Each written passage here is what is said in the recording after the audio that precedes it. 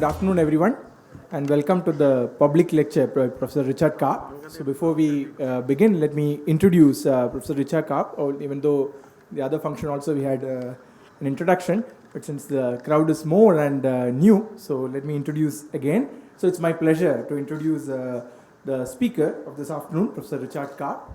And Professor Richard Karp, very well known among all of us for his fundamental contributions to various aspects of computational theory and algorithms, for which he received the ACM Turing Award, AM Turing Award in 1985, the Benjamin Franklin Medal in Computer and Cognitive Science in 2004, and the Kyoto Prize in 2008.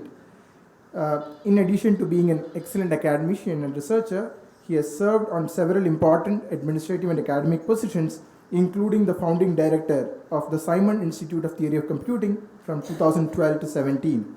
He is currently a Professor Emeritus at the University of California, Berkeley. Going back to his biography, he attended the Boston Latin School and Harvard University, receiving the PhD in 1959.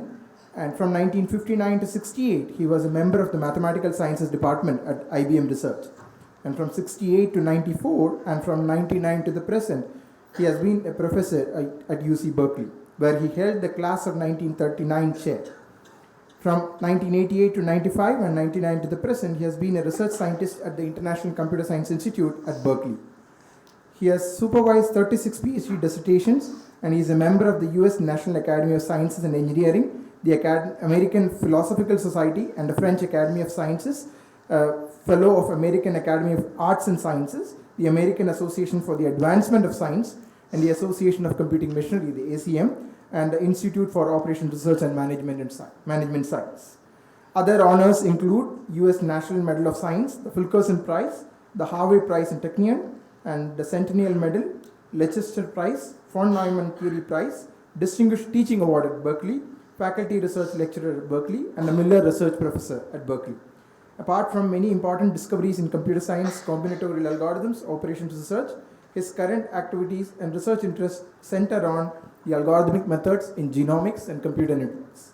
It's a pleasure and honor to introduce Professor Richard Karp, and over to him to the talk.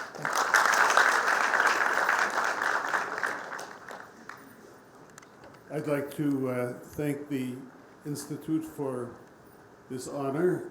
It's a wonderful opportunity for me to come to a distinguished Indian university and see it from the inside, meet the students, meet the graduates, meet the faculty, learn about the problems and issues and opportunities.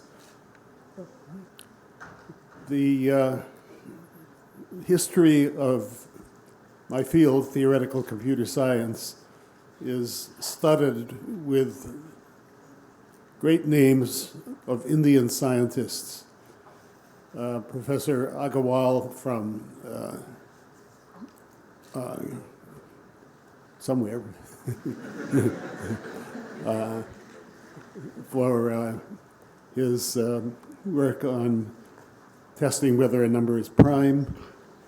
Narendra Karmakar for his famous linear programming algorithm. Several colleagues for studying the inherent complexity of approximate solution of combinatorial problems, contributions to algorithmic game theory, to cryptographic complexity, and the study of quantum computing, and on. People from India have made fundamental contributions. What I want to do is to tell you about what computational complexity is all about through some simple examples. Talk about the metrics by which theoretical computer scientists measure the hardness of various computational problems, and through a series of examples, contrast those metrics with the actual performance of algorithms in practice, raising questions of exactly how one evaluates algorithms when the theoretical metrics differ from what we observe in everyday computation. So let's begin by getting comfortable with the notion of algorithm in simple settings.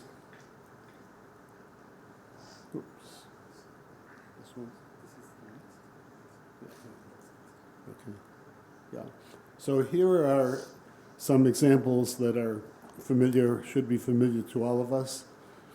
In our school days, we learned how to do addition, subtraction, multiplication, and division.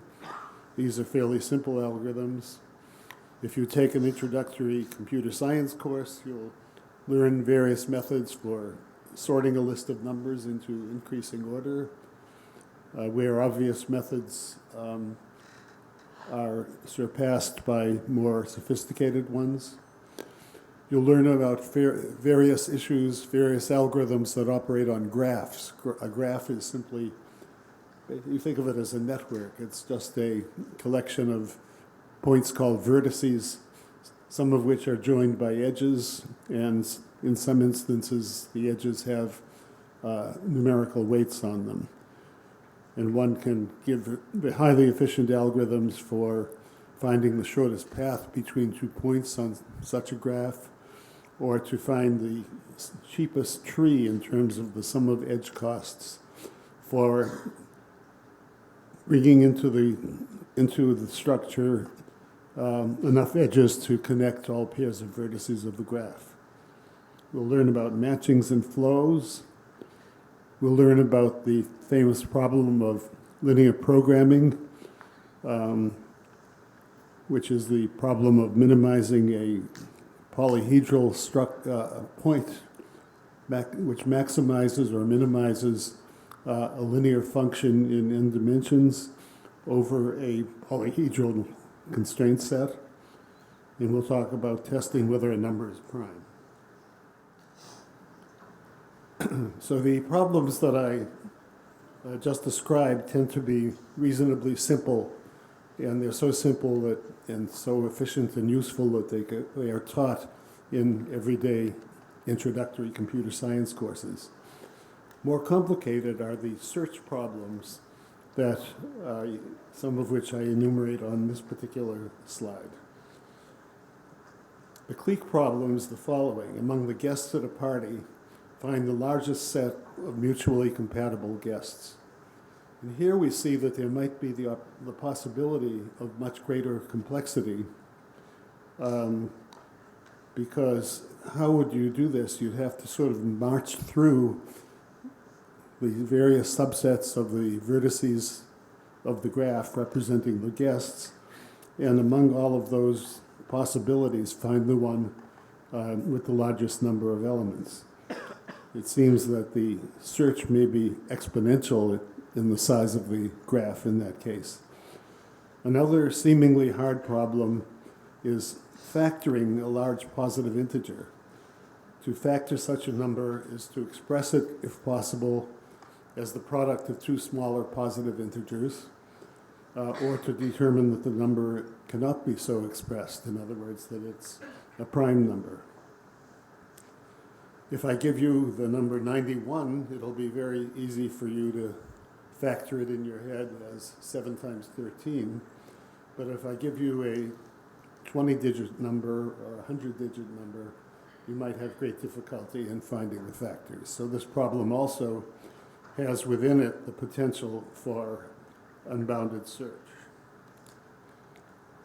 Here's another example, a partitioning problem. Here you're given a list of numbers, 4, 43, 56, etc. And the problem is to decide whether this set of numbers can be split into two disjoint sets having the same sum, whether the sums can be equal in the two halves. And again, there's no obvious way to do it except to march through the various exponentially many splittings of the set of numbers into two parts. So again, there seems to be the possibility of a tedious search rather than marching quickly to the solution, as we can do for the easier problems, such as finding a shortest path in the graph. In a 1972 paper, I attempted the classification of a large set of classic unsolved problems which appear to be susceptible to this kind of exponential search. problems that involve searching through a very large number of possibilities. And many of these are problems that come up in various applications in industry, in science, in mathematics. Problems of covering, matching, packing, routing, assignment, and sequencing. And I was able to show that these problems are, these and many others, are equivalent in a certain technical sense. Namely, that there can be no polynomial, that either all of them or none of them possess polynomial time algorithms for their solution. In a moment, I'll tell you what I mean by the polynomial time algorithm. This paper, which gave such a large number of seemingly equivalent unsolved problems, was stimulated by some fundamental work of the mathematician and computer scientist Stephen Cook. So now I'm about to define the two classes of problems that will be the focus of our interest. The class P of relatively easy problems, and the broader class NP, where it's not apparent whether the problems are easy or hard. So first of all, these problems can be framed as decision problems, deciding whether a certain property holds. A decision problem, the possible inputs to a decision problem are all of the strings of letters over some alphabet, which we typically take to be the two-letter alphabet 0, 1. Every input to a decision problem is a string of numbers, so bits, and in fact, the length of the string can be unlimited, so the instances of a decision problem can be as large as you wish. And there is some property that separates the sheep from the goats, the so-called accepted strings, which have some property, versus the rejected strings. So for example, in the factoring problem, the strings are just the multi-digit numbers that you're given. A string is accepted if it can be factored into the product of two numbers, other than one and the number itself, and rejected. And the decision problem is for any particular string to decide which it is, rejected or accepted. And P is the term we use for the class of decision problems for which there is a polynomial time algorithm that correctly decides whether any string is accepted or rejected. And what we mean by polynomial time is that we allow a number of basic computation steps which grows only as some fixed power of the length of the input. So for example, if the running time of a particular algorithm was n cubed, where n is the length of the input, we would say that the algorithm is in polynomial time, a fixed power, the third power. And so that particular problem would be in the class P. NP is the class of decision problems for which the acceptance of any string that should be accepted can be verified in polynomial time if you're given a short clue called a witness. So again, the factoring problem is an NP, the problem of deciding whether a number can be factored into two parts, even though it may be hard to find those factors, because if you're given one of the factors, that's the witness.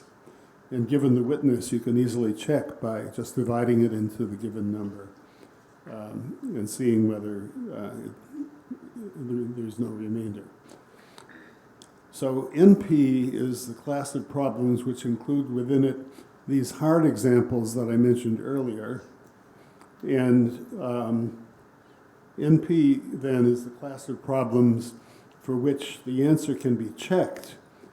If the string is accepted and you're handed the witness, you can check whether the number satisfies the property for acceptance. Whereas P is the class of problems for which decision can be made in polynomial time without the assistance of a witness. So in our framework, P is the class of decision problems that are easy to solve, but NP is a seemingly broader class where the possibility of difficulty of failing to get a polynomial time algorithm exists. And here are a few examples of problems in NP. Coloring a graph, for example, is the following. You're given a graph, vertices connected by edges, and a number of colors, or a set of colors, red, white, and blue. And you want to put a color on every vertex of the graph such that no two adjacent vertices, no two vertices joined by an edge, get the same color. So this problem is easy to check. If somebody hands you the coloring, which is the witness, you can easily check that the property holds, but finding that coloring can be very hard. So the coloring problem is in NP, but not so obviously whether it's in P. And these other problems that I mentioned, maximum clique, integer solution of systems of linear inequalities, similarly are easy to check, but possibly hard to solve. The way in which we classify these problems is through a technique called polynomial time reducibility.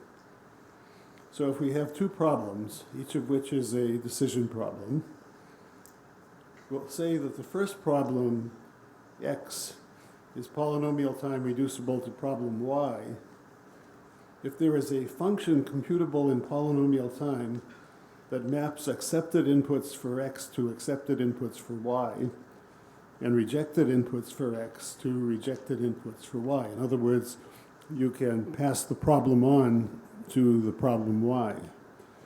So if, for example, we say that factoring is reducible to clique, that would mean that there's a transformation which will take any instance of factoring and transform it to an instance of the clique problem, which is accepted if and only if the original factoring instances was accepted.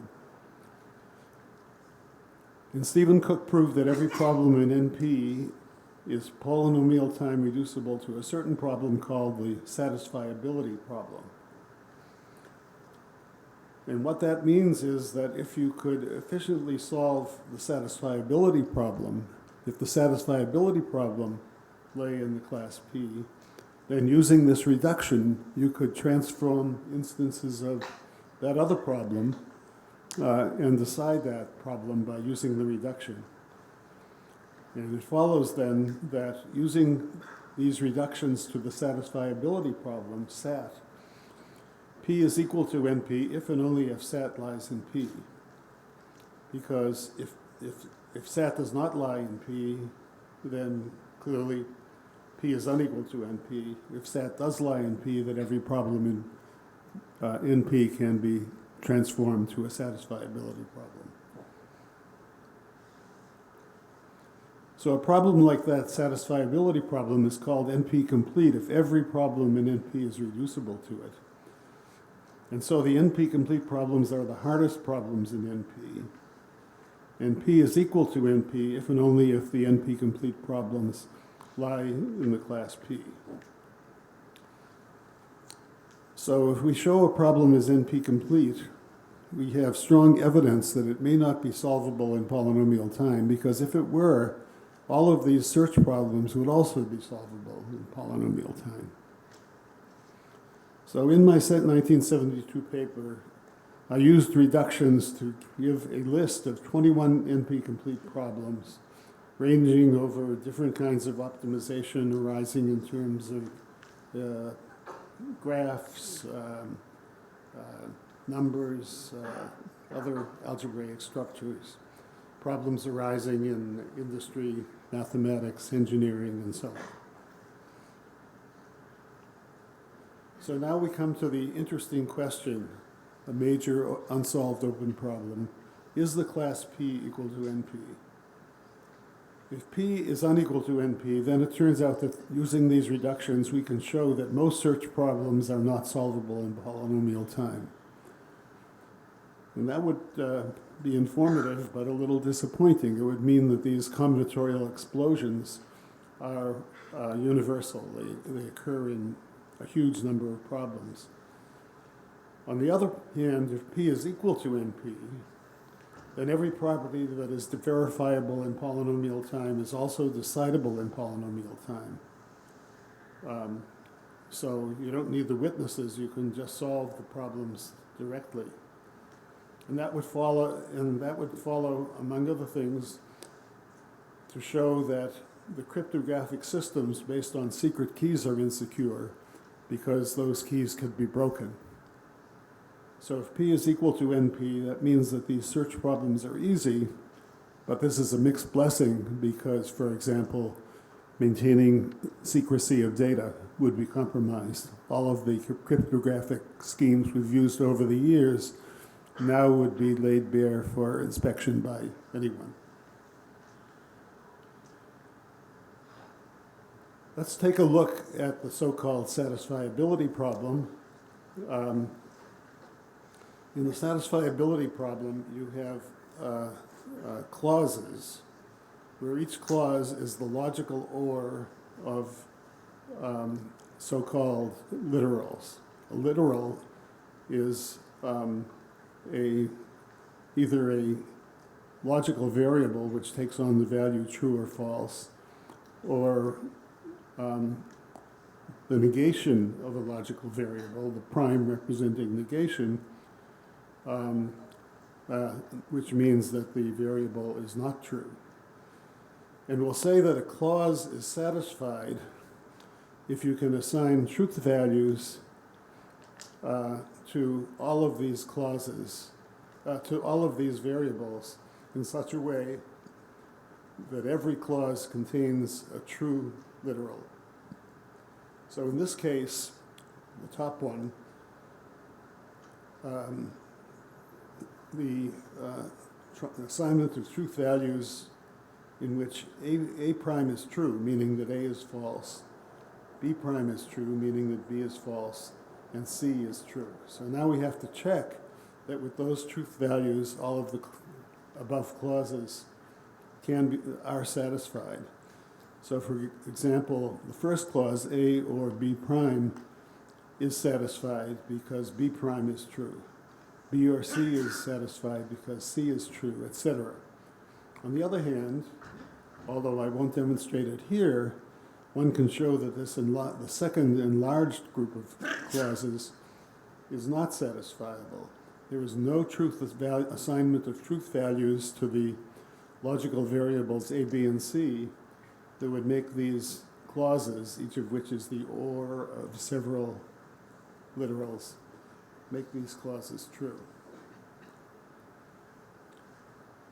It's widely believed that every exact algorithm for the satisfiability problem, meaning one that works on all instances, has worst-case complexity as large as 2 to the nth power, where n is the number of variables. And yet, even though SAT is NP-complete and the exact algorithms have very bad worst-case complexity, practitioners consider the satisfiability problem an easier one because certain class of algorithms called SatSolvers solve industrial strength instances with millions of variables arising in digital design, program verification, and a number of other areas. The basis for these solvers of the satisfiability problem is the following inference rule called resolution. If we find two clauses, C and D, containing exactly one pair of complementary literals, then we can infer the clause C or D minus the complementary literals. So I'll illustrate with a couple of examples. If you read the row A prime or C prime comma, A or B or C prime, we can apply the resolution rule to this pair because the two clauses have a complementary pair of literals, A prime in the first clause and A in the second clause. And so we can infer from those two clauses another clause, which is the logical OR of everything in the two clauses except the clashing literals A prime and A. So the result would be B or C prime. And here we show a row by row a resolution proof of the unsatisfiability of this original set of clauses, because in each row we deduce a new clause using resolution. So for example, from the pair of clauses B or C and B or C prime, we can infer C and C prime clash, and we can infer the clause B. And finally, after a series of steps, we infer the empty clause, which cannot be satisfied. And it follows that the original set of clauses is not satisfiable. So resolution is the workhorse of many of the algorithms for the satisfiability problem.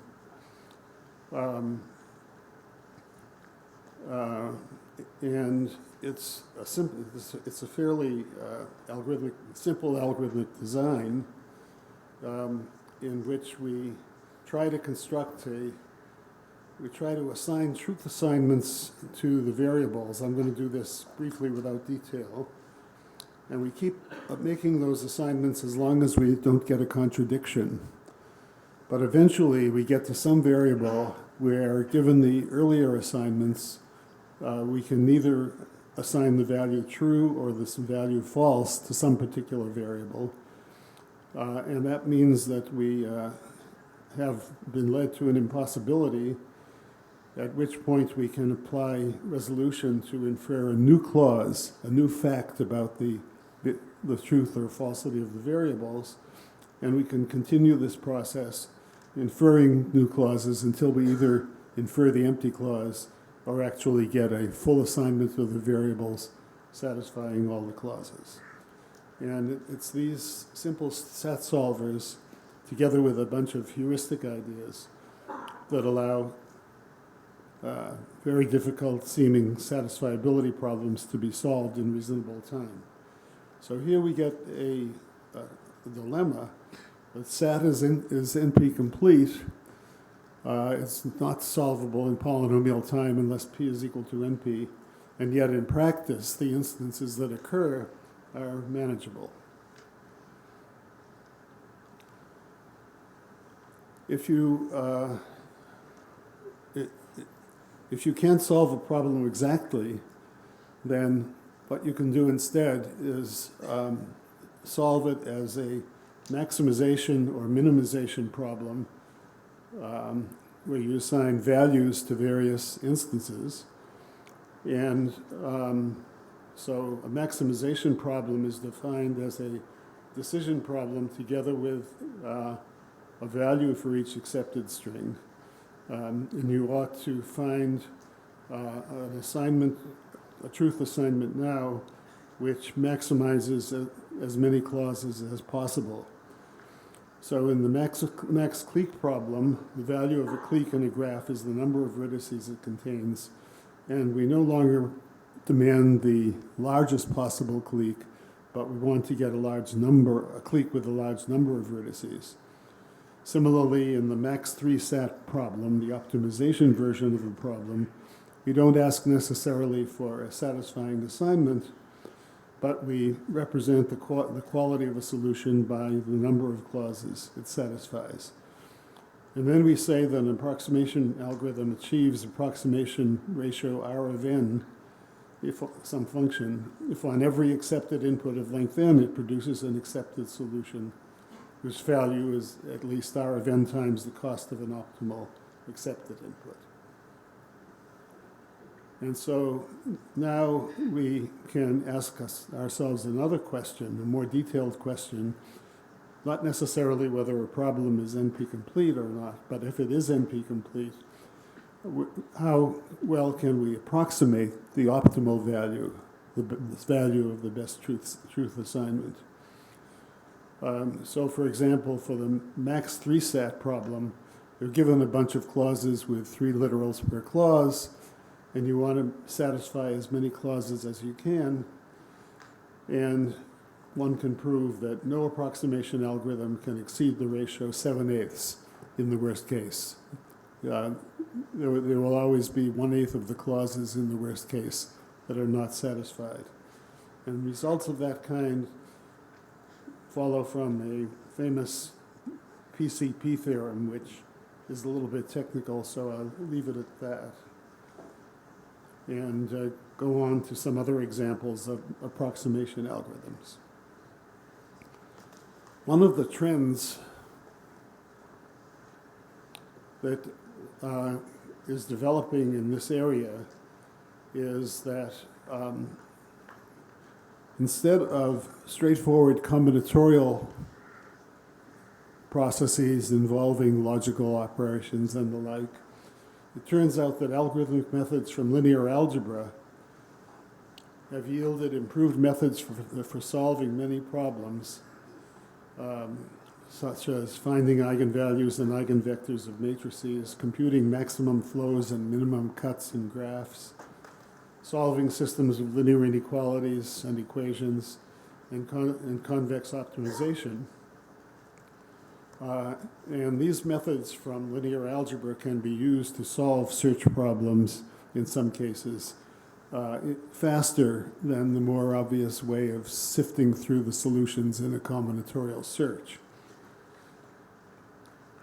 One example of this is the famous linear programming problem of minimizing or maximizing a linear function of n variables over a convex polyhedron defined by linear inequalities. So you're operating in n dimensions. You're given a set of linear inequalities defining hyperplanes in the n-dimensional space. The intersection of all of those hyperplanes is a convex polyhedron, like a cube in 3 dimensions, for example. And there's a linear function which is minimized at some point on this polyhedron. Actually, it'll always be a corner point of the polyhedron, or so-called vertex. And the problem is to sift through all of the vertices of this huge polyhedron in n dimensions to find the one that minimizes or maximizes some linear function. So linear programming is the problem of minimizing a linear function of n variables over a convex polyhedron defined by linear inequalities. In the early 1950s, the mathematician George Dantzig introduced his famous Simplex Method, which is conceptually extremely simple. You start at, if you're optimizing over a polyhedron, you start at some vertex. You get to a vertex of the polyhedron, a corner point, and then you just try sliding along the edges of the polyhedron as long as you can improve the function to be minimized by going from the current vertex to a neighboring one along an edge. So you just follow a rising path along the edges of the polyhedron until you get stuck. You reach a point that's locally optimal, and you then report that result. And this method has turned out to be one of the great algorithms of all time. It's efficient in practice, but its worst case is exponential, as can be shown by artificially constructed bad examples. So the Simplex method was very reliable, very useful, and yet, sort of paradoxically, according to the measures of complexity theory, it didn't really have any status because it had examples where the running time would be exponential. In 1984, the Indian mathematician and computer scientist Narendra Karmakar, analyzed a particular interior point method. His idea was, he resuscitated actually an old idea, which was not to walk along the edges of the polyhedron, but instead to try to cut through the middle of it and to follow a discrete so-called central path through the interior of the polyhedron. It's a little tricky to find the path through the interior because if you just keep going in a straight line, you'll crash into the boundary and you'll never get to the maximum or minimum value. But with a certain way of deflecting your trajectory from the boundaries, you can follow a discrete so-called central path through the interior of the polyhedron and get it to an optimal solution.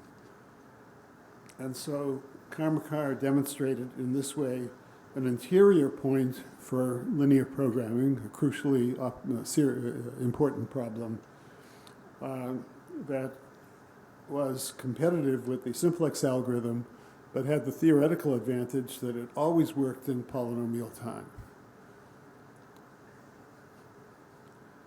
A related problem is called integer programming. And integer programming is as hard as any problem in NP.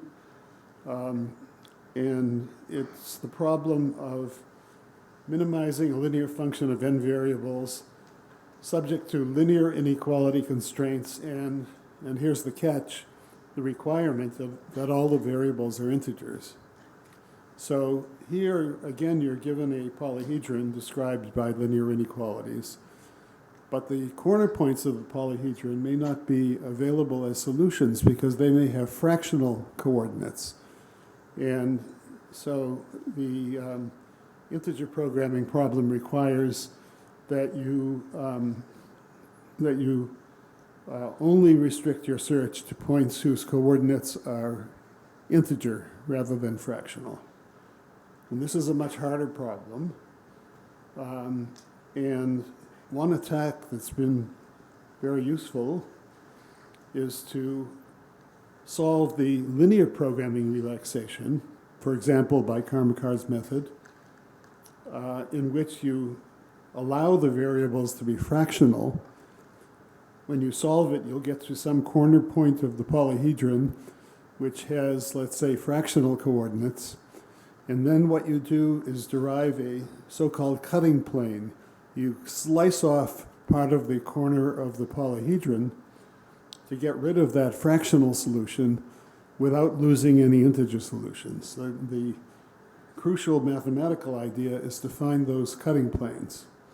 And then you can just keep going, solving the linear programming relaxation, repeatedly adding further linear inequalities that exclude the current optimal solution as long as it's fractional, until you eventually get an integer solution. However, integer programming is not completely reliable in practice. It works remarkably well. Packages have been prepared that really do a great job of integer programming on many instances, but there are cases fairly frequently that fail to actually solve the problem. They never get to a corner point that has integer coordinates. However, my optimistic colleague Dan Gusfield has given us the following advice. Always try integer programming, it may work. And it works, for example, on all of the simple word puzzles and number puzzles that you find every day in the newspaper. And it works on many problems, for example, in computational biology, but it doesn't work on all of them. So it's a practical thing to try, but again, doesn't satisfy the standards of complexity theory.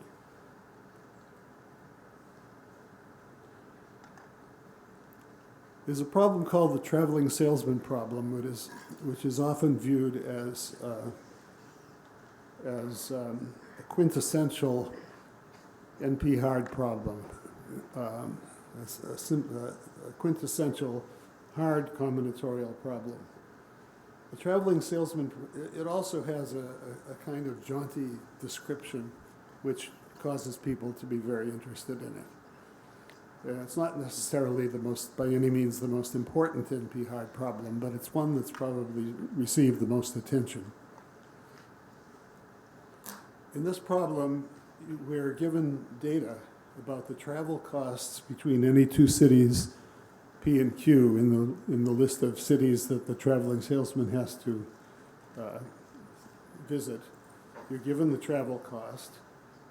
The travel cost satisfies the following requirements, which may fail in some cases, but in this problem, we assume that the cost of traveling from P to Q is the same as the cost of traveling in the reverse direction.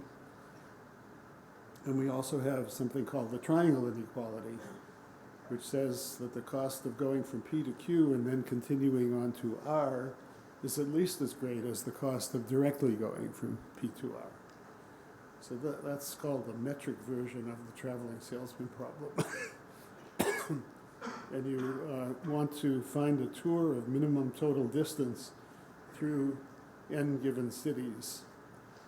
The problem is NP hard, as you might expect, because there's a factorial number of orders in which the cities might be visited.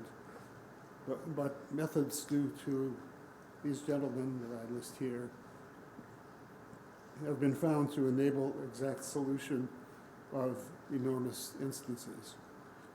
Another strike against the traveling salesman problem, by the way, is that we don't have traveling salesmen anymore. We order from Amazon and other organizations, but people still work on it. Now, I said earlier that if you have a problem that you can't solve exactly, you can still study the difficulty of solving it approximately. And in this particular case, there's a famous, very simple algorithm by Christofides that solves any instance of the traveling salesman problem with approximation ratio 3/2. In other words, it will always create a tour whose cost is at least 1.5 times the cost of the optimal solution. And here's how that goes. So the data for the problem essentially describes a graph which is complete with vertices which are the cities. And the graph is complete, meaning that there's an edge between any two cities. And we are interested in finding an optimal tour. Now, there's another related problem called the spanning tree problem, which is much easier. In the spanning tree problem, you've got a bunch of cities, you've got this metric of distances between two cities. But now you don't have to go through a tour through the cities. You just have to put together a subset of the edges, a subset of the trips between cities, sufficient to allow a transit from any city to any other one along the edges of the tree. That's called a spanning tree, a tree that contains all the cities and some of the given edges to connect everything together. And it turns out that finding a minimum cost spanning tree is one of the easy problems. It lies in P. It's a very easy problem. There's another problem that is quite handy in this situation. It's called the matching problem. In the matching problem, you're given an even number of cities, and you want to pair them up into edges. So if you have 14 of these cities, you would create 7 edges, pairing up the given cities. And you want to do so at minimum cost. You want the sum of the travel costs for all of these pairs to be minimized. And it turns out, if you come to my lecture tomorrow, you'll find out more about this. It turns out that this matching problem is also solvable in polynomial time. So we're equipped with these two algorithms, one for matching and one for spanning tree. And given that, we want to find a tour through all of the cities. And here's how we can do it.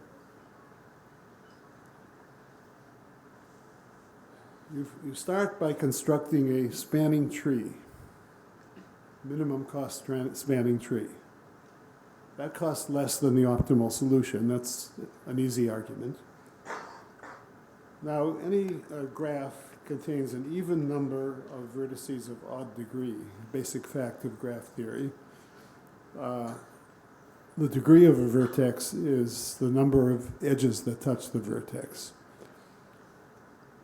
And so what we can do is construct a matching of minimum cost that pairs up the vertices of odd degree in the spanning tree.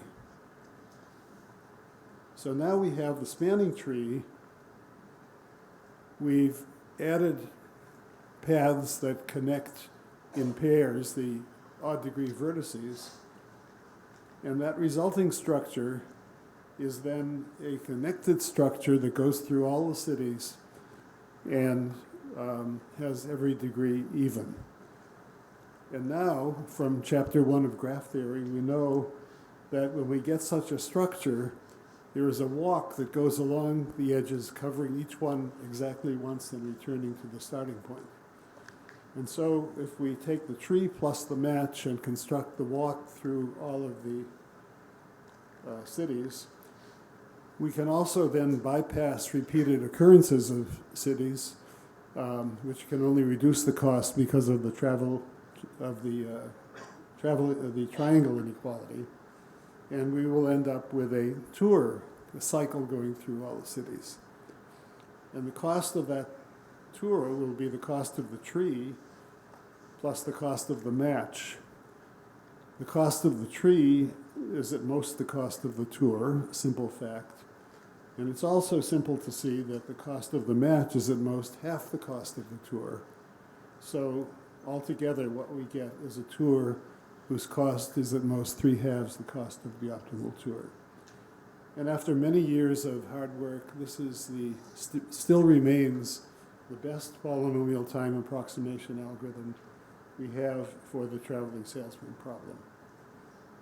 But again, worst case performance is not indicative necessarily of what happens in practice, and we can still look for a better way to solve metric traveling salesman problems in practice.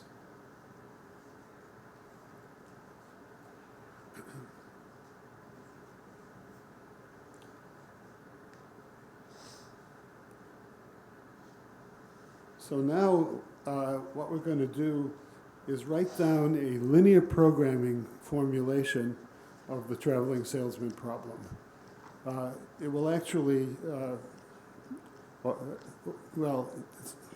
will be the starting point for a linear programming formulation. We're going to define weights between edges.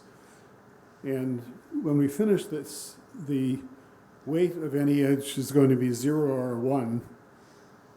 Every edge in the complete graph will have a weight 0 or 1, and the ones will determine a tour. So 1 will mean that the edge is in the tour, and 0 will mean that the edge is not in the tour.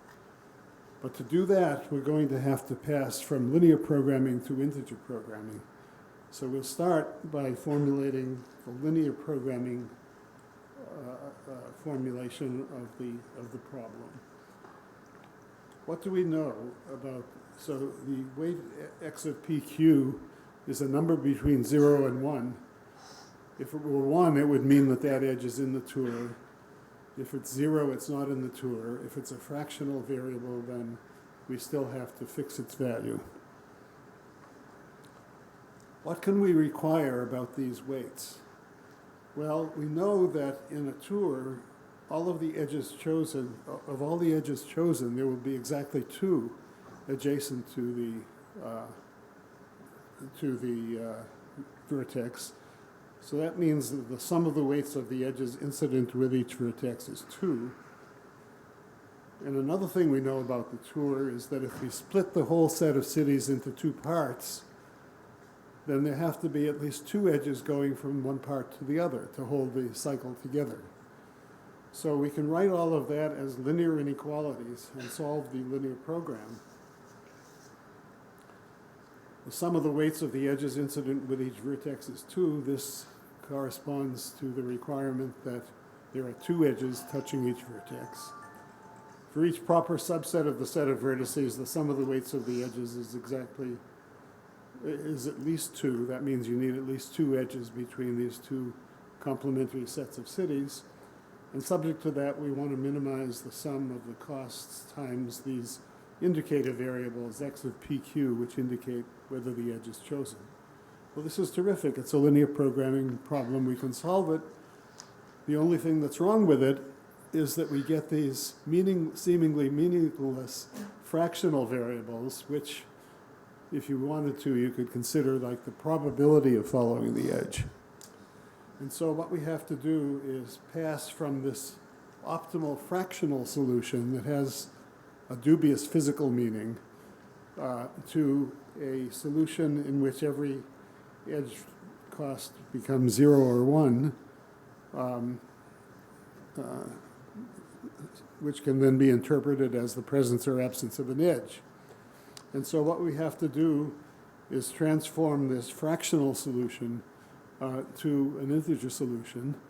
And this is where we can use the method of cutting planes to take this enormous polyhedron and keep cutting away edges as long as we hit fractional vertices until we get a vertex of the remaining part of the polyhedron with all integer coordinates. And so this is what is fundamentally what my colleagues did, together with a few additional tricks that I will sweep under the rug.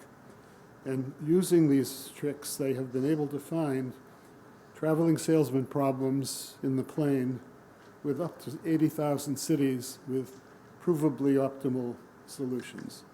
So the method is a triumph of experimental mathematics, but again holds no theoretical cachet because it doesn't necessarily work on all instances. So it's getting late, but I'll try to discuss one more example and then conclude with some observations. Skip this one. Here's another attractive problem. Also an NP hard problem. It's called one-dimensional bin packing. So this is a rather trivialized form of, we all know that we have to, when we go for a trip, we have to pack the suitcases into the trunk of the car. We're faced with ways of piling up the suitcases to fit into various confined spaces and so forth. So packing is a real-life problem. My wife kindly packed for us when we came to this meeting. But in one-dimensional bin packing, it's kind of a, in a sense, a silly problem. We're not packing complex boxes within other boxes. We're just packing numbers within a number. Namely, we have a set of items which are just one-dimensional. They just have a length. And we want to pack them into unit-size bins. So the sum of the lengths of the items or sizes of the items packed into any given bin cannot be greater than 1.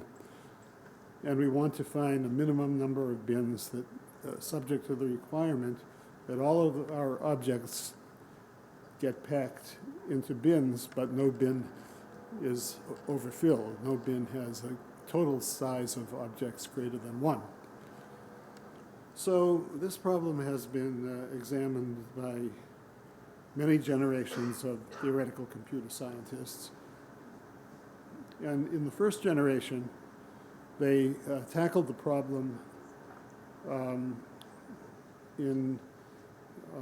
by a very simple heuristic. They lined up the bins in order, and they lined up the items to be packed in order, starting with the biggest item, then the next one, and so on. And then they went through the items in one at a time and packed each one into the first bin in the ordering that would accept it, but never allowing the bin to get overfilled. And it can then be shown that this simple solution that you could do by hand on even big examples would solve the problem at a cost of at most 11/9 times the cost of the optimal solution plus 4. So that's pretty good, and that was interesting for a while. But then there were a series of improvements by various colleagues, including my friend Narendra Karmakar and myself, which gave successively improved approximation algorithms for this bin packing problem, of which the latest is due to Hoberg and Othros giving a solution whose cost is only a little bit bigger than the optimal cost. It's the optimal cost plus the logarithm of the optimal cost. Again, I will be brisk in going through the details. The approach is essentially rounding plus linear programming. The first step is rounding. We may want to apply this to items with 1,000 different pieces or 10,000 different pieces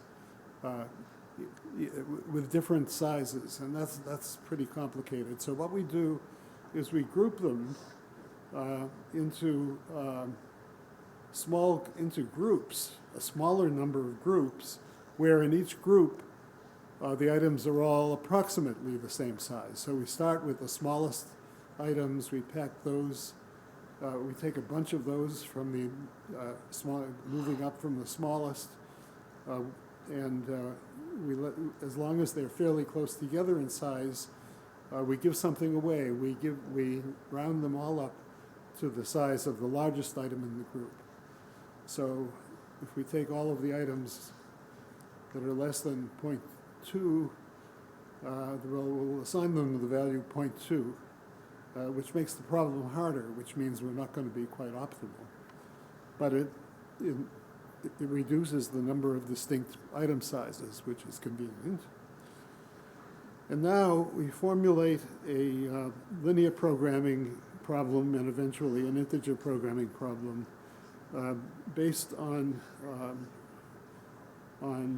packing these slightly enlarged items. So now we define a bin type as this is a lot of words, a multi-set of rounded item sizes summing to at most 1. The examples illustrate what I mean. So one bin type would have 3 items of size 0.3. Another one, oops, that's a mistake. It would have an item sizes of 0.2, 0.4, 0.5. Can you see why that's a mistake? Because that adds up to more than 1. So that's not a permissible item size. My apologies.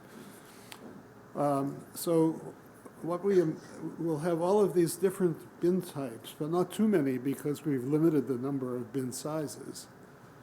And now we can formulate the problem of packing finding a minimum number of bins of the various sizes to accommodate all the items. And here we have, so basically what we do is write a linear programming whose variables are the number of times we use a particular item size. And the constraints simply say that all of the rounded items get packed. So that's a linear program. And we solve that linear program. So the bin packing algorithm is to round the item sizes, solve the linear programming relaxation. The linear programming relaxation is not exact because it does two things that you would prefer not to do. One is that it rounds the sizes slightly to make the problem simpler. And then when you solve the problem by linear programming, it may tell you that for the item type 0.3.3.3, you should have 17.4 bins of that type. And of course, that's nonsense. And so we're going to have to get rid of those fractions. So what we end up is getting a packing of most of the objects, but not all, with their rounded sizes in a minimum number of bins. And then we simply recurse and,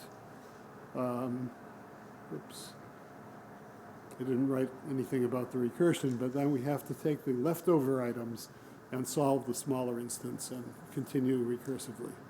And with careful analysis, this gives an algorithm that comes very, very close to the optimal packing. So in a sense, the one-dimensional bin packing problem is practical, even though it's not NP-complete. If time had allowed, I would go into the probabilistic analysis of algorithms. How much time do I have? Is a group coming in to take the room? I'll just take a few minutes. 5 more minutes, okay.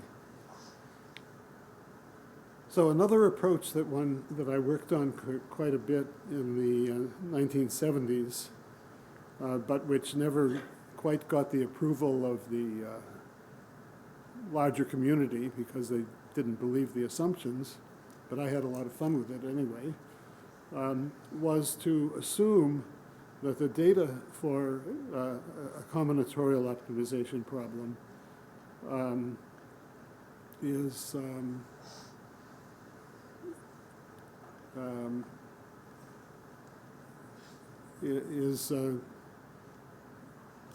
defined by a random graph. A random graph just means that you randomly throw down a given number of edges, joining random pairs of vertices. And one can do an analysis showing that under this probabilistic assumption, we know how many edges, how many what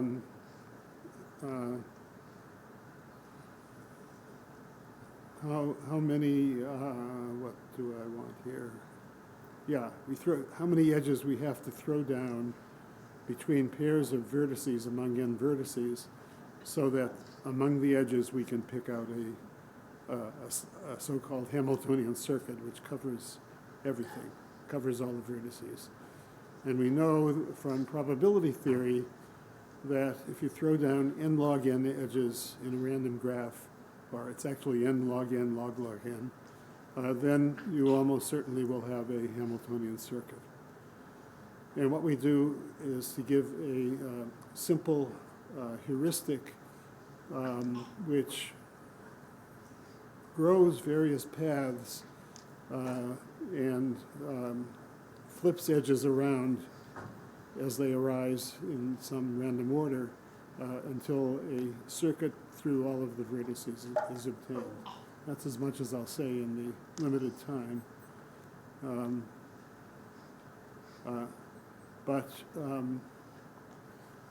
This algorithm has the nice property that for very large instances, it's highly likely to find a circuit through all of the vertices, provided that such a circuit exists. The difficulty in applying this is that one doesn't really believe that our graphs are generated by random edges. So this is more of a theoretical curiosity. I'll skip a few things. So let me sort of come to, in closing, to a couple of big challenges, grand challenges that we would like to solve.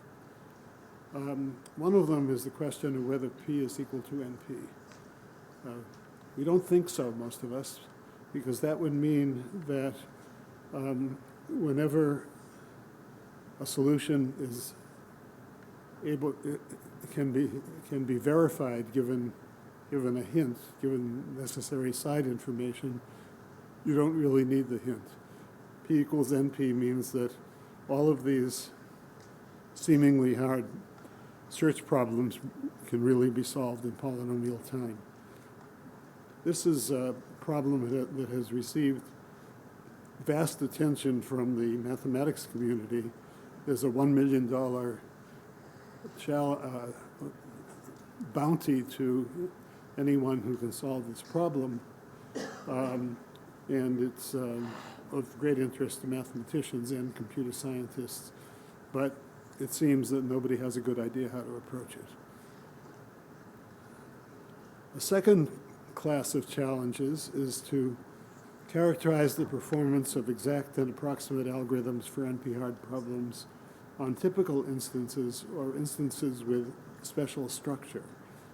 So if we had some notion of what the typical instances were for a problem, it would be very useful to, if we had something that performed well on typical instances, that would be very useful, and that's what we seem to get, for example, in the satisfiability problem, where the real instances that arise, even very large ones, turn out to be fairly easy. And then thirdly, there are certain classes of methods, of solution methods, that do work pretty well in practice, sometimes exceedingly well, but where we don't have a theory to explain that good performance. I mentioned already integer programming, where Dan Gusfield says, try it, you might like it. Another example is deep learning for pattern classification, which is all the rage now and being studied in every university and industrial laboratory, where the neural net approach seems to work extremely well, at least given large training sets for the pattern recognition problem. But some deep ideas about non-convex optimization will have to be developed before we get a suitable understanding of why these attractive methods really work well.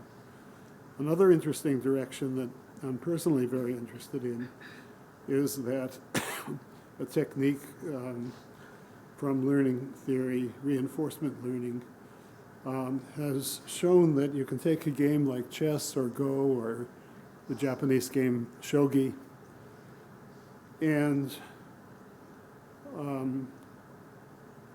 starting with essentially random gameplay, you can keep getting progressively refined algorithms by starting with a given algorithm and then analyzing the performance of finding another algorithm that tends to beat that random one and get successively improved solutions each time by optimal play against the previous solution. And in 4 days of intensive computing, a program of this kind can learn to play chess better than any human. It's completely mind-blowing. As a chess player, I'm deeply offended that this happened, and I can't begin to understand it, but someday somebody will explain how this can be possible. So these are some of the challenges involving problems where methods that have been tested and have some merit, but where we simply do not have a theoretical explanation. So that's what we have to do in the future to explain these better. That's the end of the talk. I'll be happy to take questions or comments, if Manny allows me to.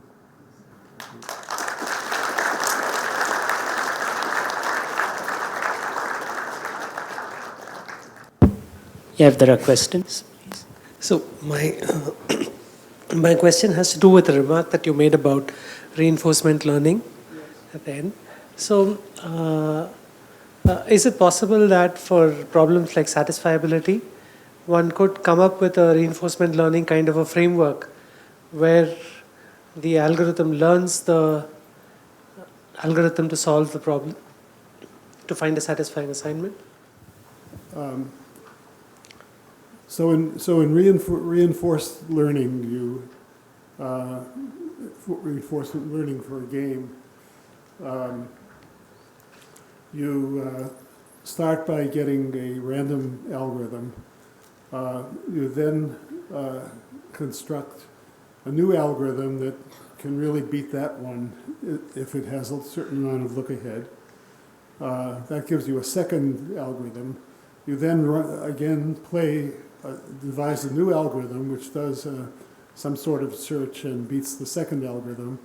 And over hundreds of hours of computation, you just run many, many generations. So it's inherently a game with one solution superseded by another one. It's not self-evident how we can turn satisfiability into a game. So I didn't think of an algorithm. What I thought was that you give me a formula, and I try a satisfying assignment, I fail, and then you show me a satisfying assignment, then you give me the next formula, and I try to build a model. Oh, I see. So the game it's a different sort of game. They're not both solving SAT. Yeah. One is posing instances, and the other is solving them. It's possible that some kind of iterative approach could be done. It's worth investigating. I haven't done it. So Dick, I had a question. Oh. Thank you for the visit and thank you for the nice talk. I wanted to understand one different aspect is, we know for example, information limit of a system, like the Shannon's problem, the famous problem. But there it took us 5 decades almost to understand whether this decoding and encoding are computationally feasible, like polynomial time and that. Is there a possibility that a combined theory of information complexity and communication complexity will come together? Because it looks like that these two theories are very different. Right? Could you explain your insight about Shannon's example? So, for example, Shannon's channel coding problem, you have the noisy channel and to send data. And to encode and then you receive it and then you decode. So both has to have some polynomial complexity of operating. But when Shannon's theory was developed, the computational complexity is not the part of it. Right. So what I'm trying to ask is there a way, but he said that this capacity, something is achievable, but not without asking the question about the computational part.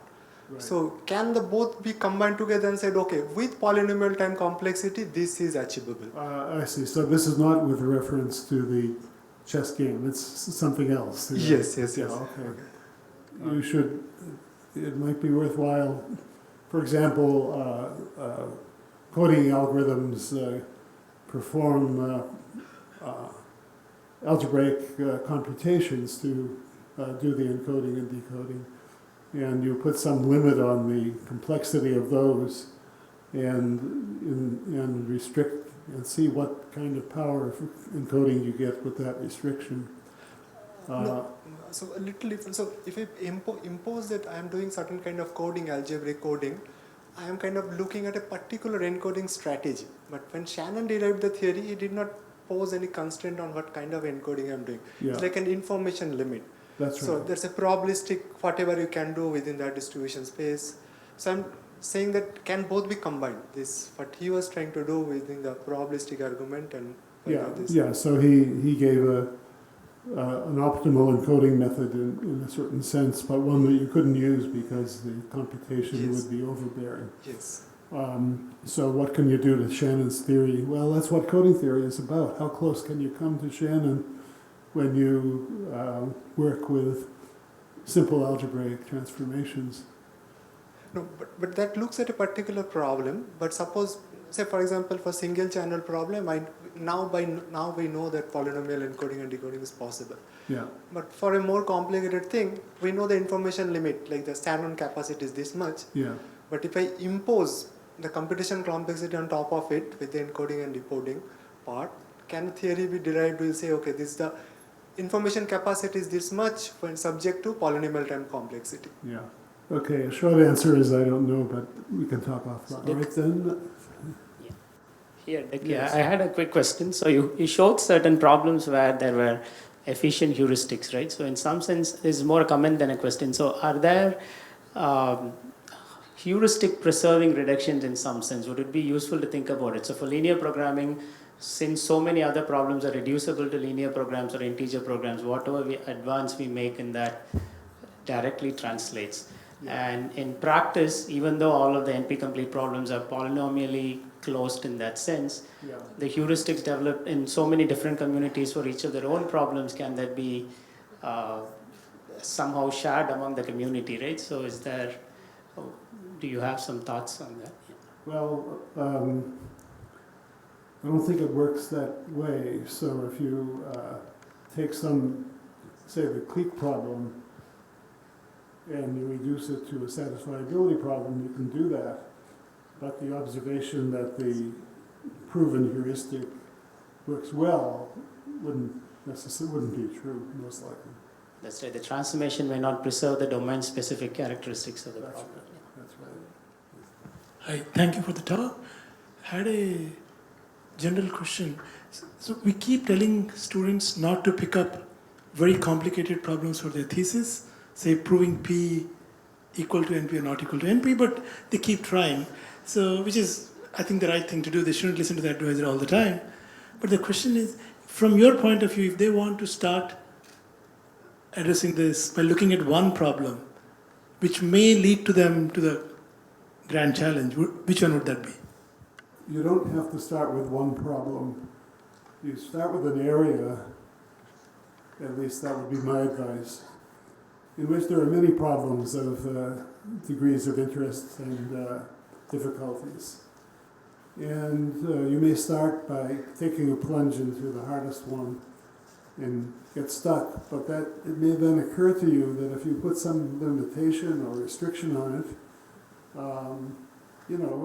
let's try satisfiability with only 2 variables per clause. Maybe that's going to be easy. And then you'll find, yeah, that's easy. So you've got a result, you've got a chapter for your thesis. So what I'm suggesting is that you hedge your bets, you take a crack at the hard problem of the area, but you try to formulate an interconnected set of problems, special cases, whatever, and then you see what you can do. I lost a brilliant student because he insisted on solving a particular problem of complexity of Boolean formulas, and when he couldn't do it, he went off and became a well-paid programmer, poor fellow. I was very sorry to lose him, and I think that he would have done better if he listened to me and backed off from his original goal.